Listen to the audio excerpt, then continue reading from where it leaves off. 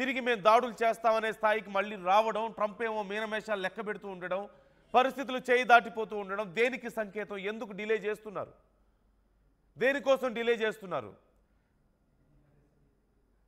ఈ అంశానికి సంబంధించి మనతో డిస్కస్ చేయడానికి నా కొలీగ్ మనోజ్ కూడా జాయిన్ అవుతున్నారు.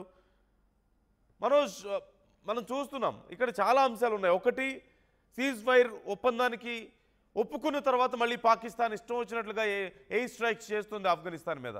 ప్రాణాలు కోల్పోతున్నారు అక్కడ సామాన్య ప్రజలు, సైనికులు అక్కడ, లేదంటే ఉగ్రవాదులే కాదు. మరోవైపు ట్రంప్ ఏమో నేను ఆపగలుగుతాను, it's very easy for me అంటున్నాడు. బట్ ఎందుకని డిలే చేస్తున్నాడో ఎవరికి అర్థం కావడం లేదు. నోబెల్ శాంతి బహుమతి గురించి మళ్ళీ మాట్లాడుతున్నాడు వచ్చి. So how can we understand this? అసలు ఆయన శాంతి చర్చలు జరిగాయి, ఒప్పందం జరిగింది, ఆ తర్వాత పాకిస్తాన్ దాడి చేస్తోంది, ఆఫ్ఘనిస్తాన్ ఇబ్బంది పడుతుందని మాట్లాడుకుంటే అసలు పాకిస్తాన్ ఆఫ్ఘనిస్తాన్ మధ్య యుద్ధం ఎందుకు మొదలైంది? నిజంగా యుద్ధం ఇప్పుడే ఎందుకు జరగాల్సి వచ్చింది? సో ఇండియాతో యుద్ధం తర్వాత పాకిస్తాన్ ఎంత స్థాయిలో మోకరిల్లిపోయిందో అందరికీ తెలిసిందే. కంప్లీట్ గా వాష్ అవుట్ అయిపోయింది. కనీసం ఎదురుదాడి చేయలేని పరిస్థితి, మాటలు తప్ప కనీసం ఎక్కడ కూడా వాళ్ళ చేతులు కనిపించలేదు. ఒక్కొక్కడి తెగ్గన, ఒక రకంగా చెప్పాలంటే తల తెగ్గొడుతూ ముందుకు వెళ్తున్న సిచ్యువేషన్ కనబడుతోంది మన భారతీయ ఆర్మీ. అక్కడ ఉగ్రవాదుల్ని రూపుమాపి అక్కడ ఉన్నటువంటి చాలా మంది కీలకమైనటువంటి మన కాశ్మీర్ లో ఉన్నటువంటి వ్యక్తులు ఎవరైతే వాళ్ళకి స్లీపర్ సెల్స్ గా మారిపోయారో, ఒక సందర్భంలో అతౌల్లా థరార్ అనేటువంటి ఒక వ్యక్తి డైరెక్ట్ గా అక్కడి నుంచి ఒక బిగ్గెస్ట్ ఆపరేషన్ ని స్టార్ట్ చేసి స్లీపర్ సెల్స్ అందరినీ ఏకం చేసే ప్రయత్నం చేసి లష్కర్-ఇ తోయిబా, జైష్-ఇ మొహమ్మద్ ఉగ్రవాద సంస్థల యొక్క ఆదేశాలను పాటిస్తూ ప్రయత్నం చేస్తున్నారు. అటువంటి వాళ్ళని ఆపరేషన్ అకల్, ఆపరేషన్ రకరకాల పేరిట, ఆపరేషన్ శివశక్తి, వీటి పేరిట రూపమాపుకుంటూ వచ్చాం.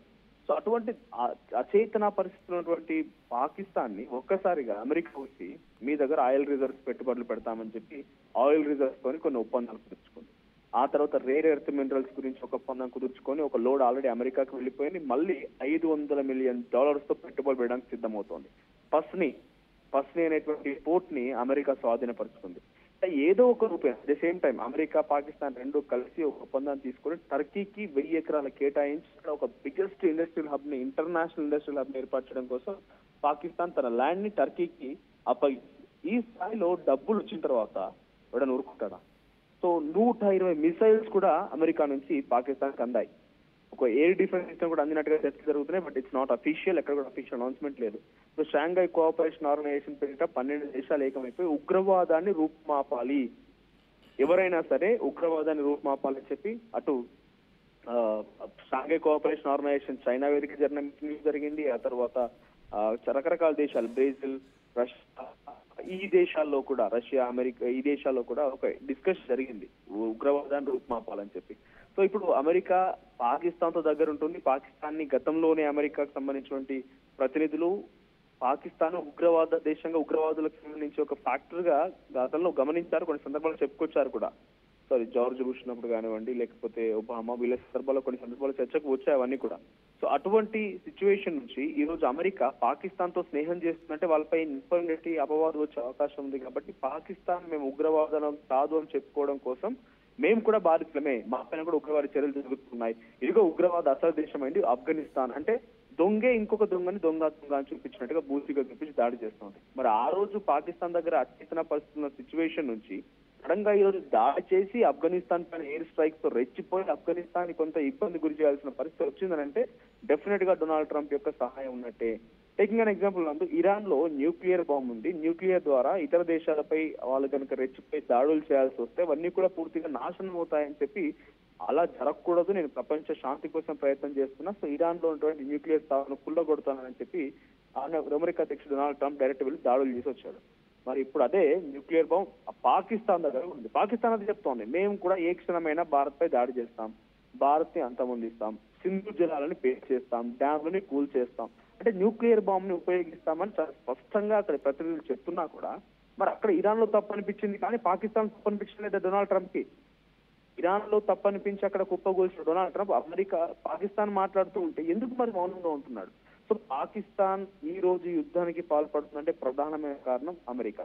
So at the same time Afghanistan లో ఇస్లామిక్ దేశాలు, టేకింగ్ అన్ ఎగ్జాంపుల్ ఆఫ్ సౌదీతో పాకిస్తాన్ ఒప్పందం కుదుర్చుకుంది, అమెరికా నుంచి రిలేషన్షిప్ ఉంది, ఖతార్లో అమెరికాకి ఎయిర్ బేసెస్ ఉన్న ఇస్లామిక్ దేశాల్లో ఇరాన్ మినహా మిగిలిన దేశాలను కూడా తన కంట్రోల్లోకి వచ్చాయి, ఇంక్లూడింగ్ పాకిస్తాన్ ఇచ్చేసి. పాకిస్తాన్ ఒక ఇస్లామిక్ దేశాన్ని కన్సిడర్ చేస్తే పాకిస్తాన్ లో కూడా తమకు పెట్టుబడులు వచ్చినాయి, రిజర్వ్ ఆయిల్ రిజర్వ్స్ ఉన్నాయి, రకరకాలుగా ఏదో రకంగా అమెరికా అడ్డుకునే ప్రయత్నం చేసింది.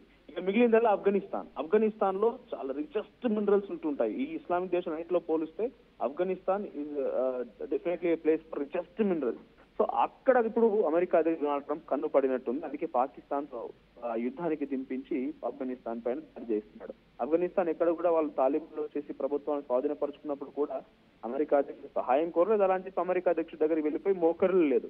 వాళ్ళు కొంత ఇండియాతో మిత్రత్వాన్ని కొనసాగిస్తూ ఉన్నారు. అది కూడా వాళ్ళకి ఎక్స్టెండెడ్ గా మనం ఏదో సపోర్ట్ ఇవ్వడం కాదు, కొంచెం ఫ్రెండ్లీ రిలేషన్షిప్ మాత్రం వరకే కొనసాగుతుంది. ఇవన్నీ దృష్టిలో ఉంచుకొని అమెరికా అధ్యక్షుడు దీని వెనుక ఉండడాన్ని మాత్రం చాలా క్లియర్ గా అర్థమవుతుంది. ఇప్పుడు అంటున్నాడు 8వ యుద్ధాన్ని ఆపుతానని చెప్తున్నాడు. ఇండియా పాకిస్తాన్ యుద్ధాన్ని ఆపడానికి ఏమాత్రం కూడా డొనాల్డ్ ట్రంప్ కారణం కాదు, ఆయన అసలు ప్రమేయమే లేదని చెప్పి పాకిస్తాన్ నుంచి ఇష్టారు విదేశాంగ మంత్రి చెప్పుకొచ్చారు. మన భారతదేశం నుంచి విదేశాంగ మంత్రిత్వ శాఖ నుంచి రణధీర్ జైస్వాల్, మిశ్రా, మన విదేశాంగ మంత్రి జైశంకర్ అందరూ చెప్పుకొచ్చారు. అంటే ఇరు దేశాలు పోరాడిన దేశాలు రెండూ కూడా మాకు అమెరికా అధ్యక్షుడు డొనాల్డ్ ట్రంప్ ఏ మాత్రం కూడా మా యుద్ధం ఆగడానికి కారణం కాదు అని చెప్పుకున్నా కూడా పదే పదే మాట మాట్లాడుతున్నాడంటే ఇంతకు మించిన ఒక అబద్ధాల కూర ఎవరుంటారో అర్థమవుతుంది. ఇక ఇరాన్ ఇజ్రాయెల్ యుద్ధం ఆపడం పక్కన పెడితే మొదలు పెట్టింది ఆయన. చిటిక వేస్తే రష్యా యుద్ధాన్ని ఆపేస్తానని ఇప్పటివరకు ఆపలేకపోతున్నాడు. సో ఆయన చెప్పేవన్నీ ఒక రకంగా ఉంటే చేసేవన్నీ మరోలా ఉంటుంటాయి. సో ఇప్పుడు ఆఫ్ఘనిస్తాన్ పాకిస్తాన్ యుద్ధానికి కారణం ఆయన. జరిగేది క్లోజ్ అవ్వడం లేకపోతే యుద్ధం ముగియడం తర్వాత సంగతి, కానీ యుద్ధాలు జరగడానికి మాత్రం కారణం ఆయనే అవుతున్నాడు. ఉక్రెయిన్ రష్యా యుద్ధం కూడా నిజంగానే యుద్ధాన్ని ఆపాలనుకుంటే చిన్న దేశాన్ని కంట్రోల్ చేసి పెద్ద దేశానికి మీరు వాళ్ళు నచ్చ చెప్పొచ్చు, పెద్ద దేశాన్ని, కానీ చిన్న దేశాన్ని ఒప్పించాలి. ఏ రకంగా అయినా సరే మీరు ఒప్పుకోండి అని చెప్పి ఒప్పించాలి. కానీ ఉక్రెయిన్ దగ్గర ఆయనకున్నటువంటి పెట్టుబడులు ఏవైతే ఉన్నాయో మినరల్ ఎక్స్కావేషన్ కి సంబంధించి పెట్టుబడులు, ఆ పెట్టుబడులు మిస్ అవ్వకుండా ఉండాలని చెప్పి ఉక్రెయిన్ రెచ్చగొడుతున్నాడు. ఇటువైపు రష్యాని మీరు కంట్రోల్ గా ఉండని చెప్పి రష్యాని రెచ్చగొడుతున్నారు. సో దేశాల మధ్య యుద్ధాలు జరుగుతూ ఉంటే ఏదో రకంగా వ్యాపారాలు జరుగుతాయి, వ్యాపారాలు కొనసాగుతాయి. టర్కీకి 30,000 కోట్ల రూపాయలతో ఆయన ఒప్పందం కుదుర్చుకుని ఆయుధ సామాగ్రిని పంపించాడు. పాకిస్తాన్ కి 120 మిసైల్స్ పంపించాడు. అంటే ఆయనకు కావాల్సింది ప్రపంచ దేశాల్లో ఏదో ఒక చోట ఒక అలజడి జరుగుతూనే ఉండాలి, దాని ద్వారా ఆయన కమర్షియల్ గా బిజినెస్ వ్యాపారం జరుగుతూనే ఉండాలి. ఇక ప్రపంచ శాంతికి సంబంధించి బహుమతి విషయానికి వస్తే అవన్నీ కూడా డెఫినెట్ గా ఆయన కళ్ళని కూడా కళ్ళలయ్యే అవకాశాలే ఉన్నాయి. చాలా మంది ఆయనకి కొన్ని దేశాలు ఆయన కింద ఉండేటువంటి దేశాలు ఆయనకి ఇవ్వాలంటున్నాయి, కానీ నిజంగా ఇంటర్నేషనల్ లెవెల్లో జరిగిన చర్చలు మాత్రం he is the reason behind every war coming across the world అని చెప్పి అందరూ అనుకుంటూ ఉన్నారు. ఇక డొనాల్డ్ ట్రంప్ యొక్క వ్యవహార శైలి, డొనాల్డ్ ట్రంప్ యొక్క ఆలోచన తీరు, ఆయన పాటించే పరిధి మొత్తం కూడా ప్రపంచ దేశాలన్నిటి కూడా కళ్ళ కట్టినట్టుగా కనబడుతూనే ఉన్నాయి. రైట్ మనోజ్, ఖచ్చితంగా మీరు చెప్పినట్లుగా నిజంగా యుద్ధాల మీద అంత ప్యాషనేటెడ్గా ఉండి యుద్ధాలు ఆపడమే తన ధ్యేయంగా పెట్టుకుంటే అది వేరేగా ఉండేది.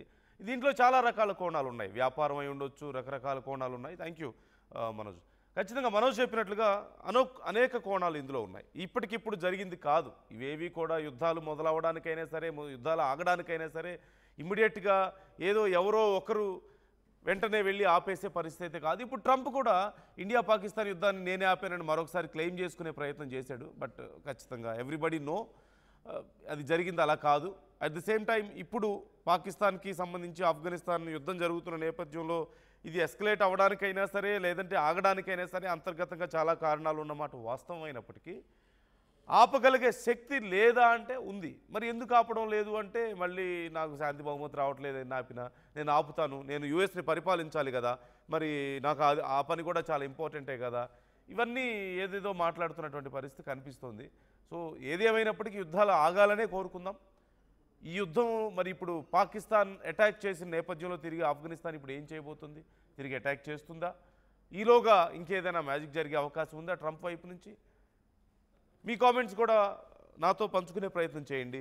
మరొకసారి అసలు ట్రంప్ ఏమన్నారో మీకు నేను వినిపించే ప్రయత్నం చేస్తాను. This is pretty much the last one, although I do understand that Pakistan attacked, or there is an attack